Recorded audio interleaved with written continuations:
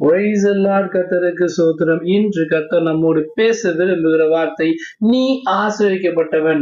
ஆமென். கர்த்தர் உங்களை பார்த்து சொல்ற வார்த்தை இது. வேதத்தை யாருக்கு சொல்லப்பட்டிருக்குன்னா தாவீதுக்கு சொல்லப்பட்ட வார்த்தை. சவுல் தாவீதை பார்த்து சொல்றாரு, நீ ஆசீர்வதிக்கப்பட்டவன், நீ பெரிய காரியங்களை செய்வாய், மென்மேலும் பலப்படுவாய் சொல்லி கர்த்தர் தாவீதை பார்த்து சொல்ற வார்த்தை. அந்த வார்த்தையை கர்த்தர் உங்களை பார்த்து சொல்றாரு.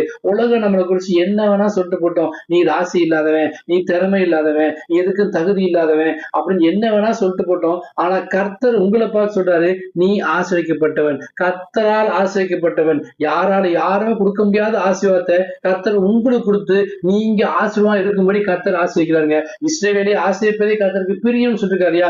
உங்களை ஆசீர்வதிப்பது கர்த்தருக்கு மிகவும் பிரியமான காரியம். பெரிய காரியங்களை செய்யும்படி கர்த்தர் உங்களை பலப்படுத்த போகிறார். நான் உன்னோடு கூட இருந்து செய்யும் காரியம் பயங்கரமா இருக்கும். வசனத்தின் பிரகாரமாக கர்த்தர் உங்களை கொண்டு செய்யும் காரியம் பயங்கரமா இருக்க போகுது. மென்மேலும் பலப்படுவாய் சொல்றாருங்க. என்னை பலப்படுத்த கிறிஸ்துவினால் எல்லாவற்றையும் செய்ய எனக்கு பலன் வசனத்தின் பிரகாரமாக கர்த்தர் உங்களை பலப்படுத்துறாரு. முதல்ல ஆஸ்வதிக்கிறாரு, அப்புறம் பலப்படுத்துறாரு, அப்புறம் மேன்மைப்படுத்துறாரு. பெரிய காரியங்களை செய்யும்படி உங்களை பயன்படுத்த போறாரு. உலகத்தை குறிச்சு கவலைப்படாதீங்க.